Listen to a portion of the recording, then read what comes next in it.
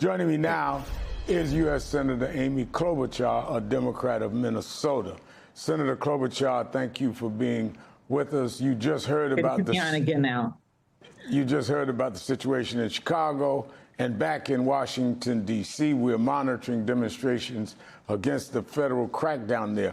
What are your thoughts on the president's escalating targets of American cities, something he has now compared in his social media posts to waging war?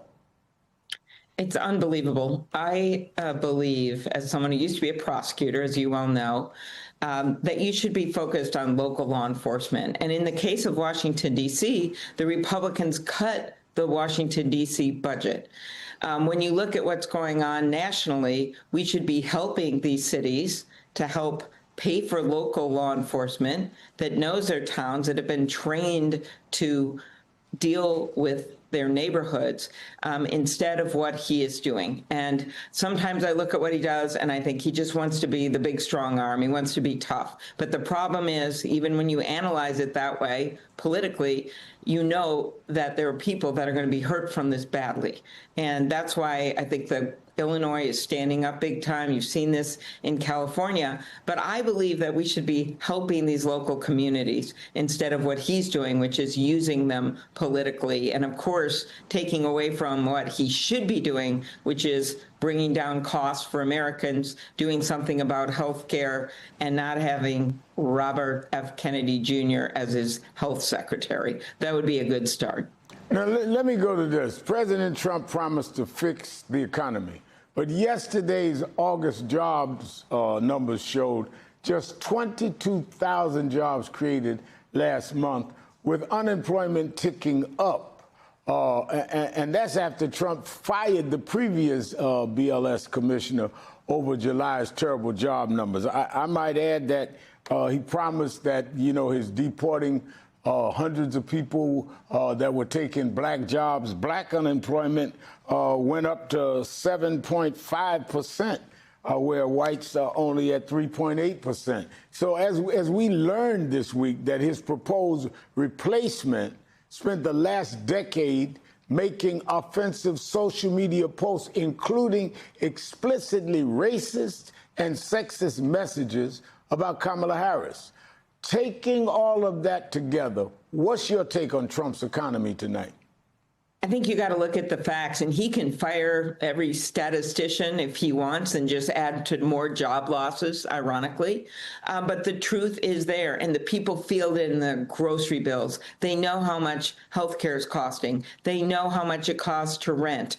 And when you look at these numbers, Al, he made all these promises, and some of the people in my state that voted for me and voted for him, they thought, okay, maybe he's going to make this economy better. Instead, ever since he announced his tariffs, we've seen manufacturing jobs go down every month, and we just crossed the Rubicon this week, where you have more people who are unemployed looking for jobs than there are job openings since the pandemic.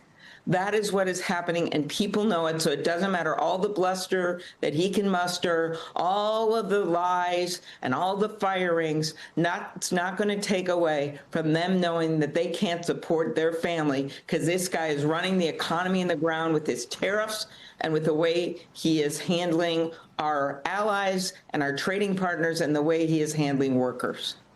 Talking about tariffs, you're the ranking member in the Senate Agricultural Committee, so you've been very focused on how tariffs are impacting farmers and rural Americas. What can you tell us about the impact?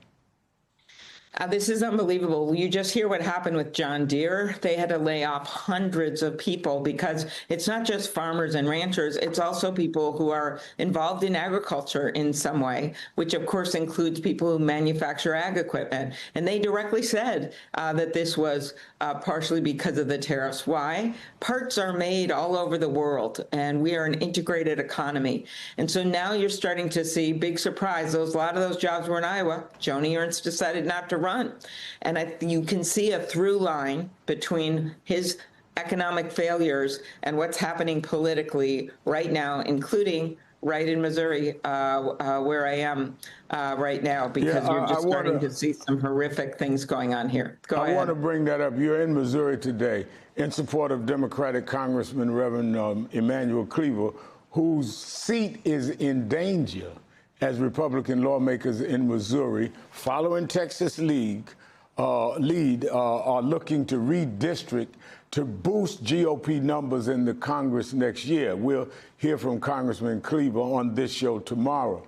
But as Texas, California, and other states move on redrawing congressional maps ahead of midterms, what are your thoughts on the potential arms race of redistricting being considered right now?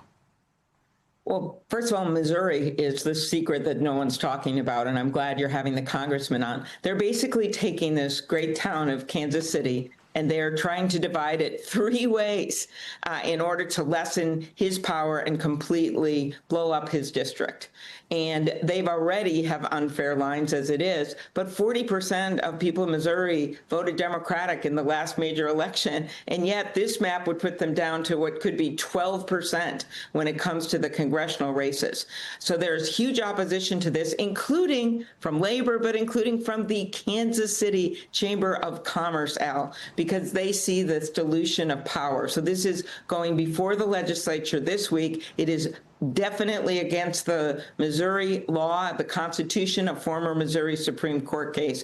And I know they're going to be taking this to court, but this is unbelievable. And I'd say you don't mess with the Reverend, which I'd say about Cleaver, because he is really, really taking this on right now. And yes, we're seeing it across the country. And what do I think? I think that I want to get rid of this partisan gerrymandering, but I lead the Freedom to Vote Act, as you know.